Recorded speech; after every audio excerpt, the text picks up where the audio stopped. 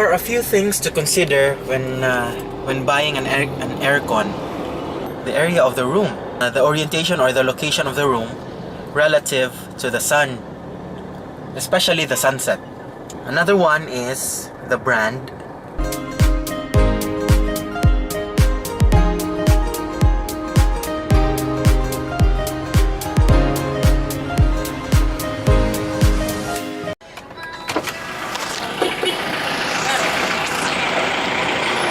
Masi o Biko.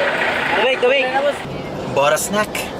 I haven't had breakfast yet because I had a super big meal last night, courtesy of McDonald's. I had a chicken and spaghetti, I had a burger, and I had a fries. On top of that, I had 1 cup of Coke and ice cream.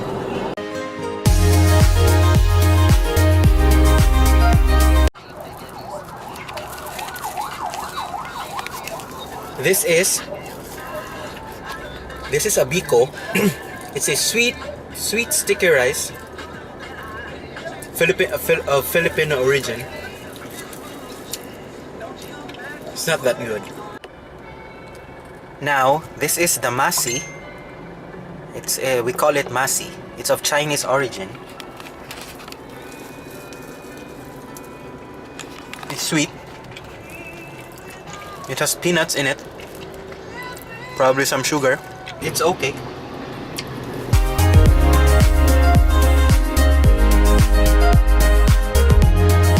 I'm on my way now to Tabunok, to Gaisano Tabunok, to meet with Joms. Joms is the one I'm buying the aircon from. He is selling a brand called York. I haven't heard of the brand, but as I research it over the internet, I think it's a good brand.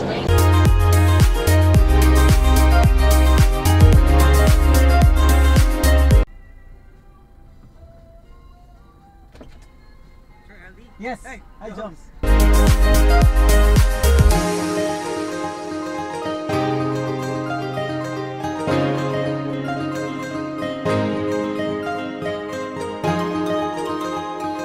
I am now back home with Joms.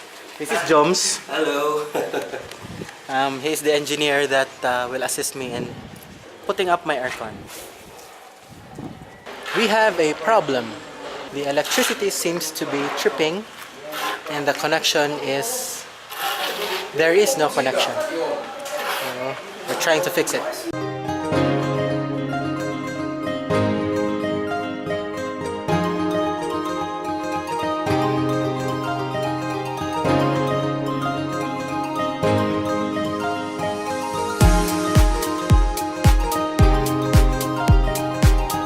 There is the aircon, split air conditioner. These are the tubings, and these are some of the parts. Jomar has his own company, JSD Air Conditioning and Services. This air conditioning system, the wire is on the other side, and here is the power supply. So there's another problem.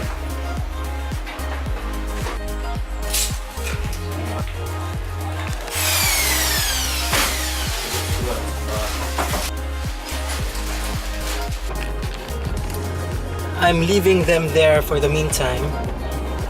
I haven't had proper breakfast yet, and it's already 2:27. 2:17, and I'm already very hungry. I haven't had lunch yet, so.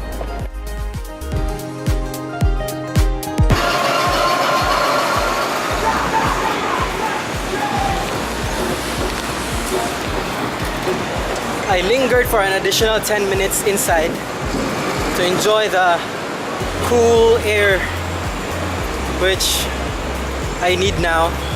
I'm very exhausted because of the scorching heat. The climate in Cebu isn't really that friendly. Can you see that view though? Can you see that view? I'm still very thankful to my wife for having the foresight to buy a house, because I thought during the time of purchase we did not need a house. But now we need a house. Everybody needs a house. Everyone should have a house. It's their right. Unfortunately, there are just houses that are beyond one's capacity to pay. But there are options. There are bank loans, there are government loans. There are many options so that you can buy your dream house. For this one, we availed a bank loan. It's quite expensive, but we can get by. But still, very thankful to the wife.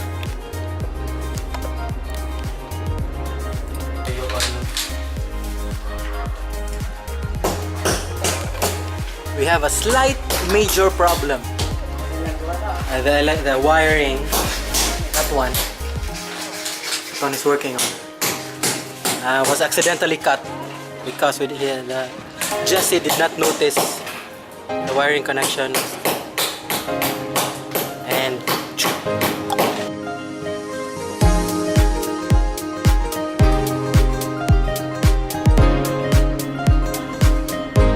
there are still so many things to do to improve this house, and I realize there are some odd choices during the construction of this house. Odd choices.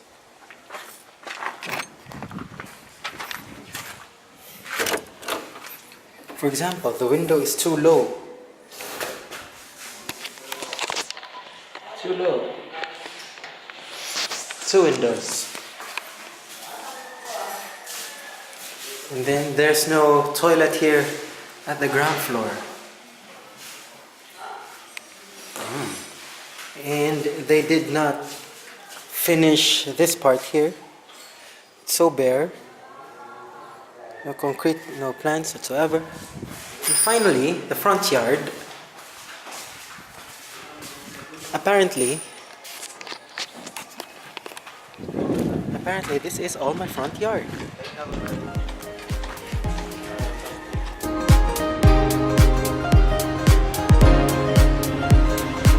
And they're completing the installation of the air conditioning system, the split type air conditioning system. And then there's Joms, their boss. It's 4:37. The sun is almost setting, and we're almost done. The aircon is right there. They're fixing the copper tubing. Jesse right here is acting like Spider-Man. We're almost done.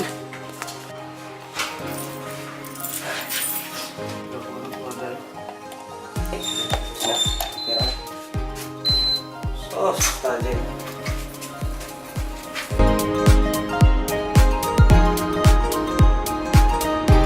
It's 6 o'clock. 6 o'clock. 6. We're done after 4 hours. And we start at 0.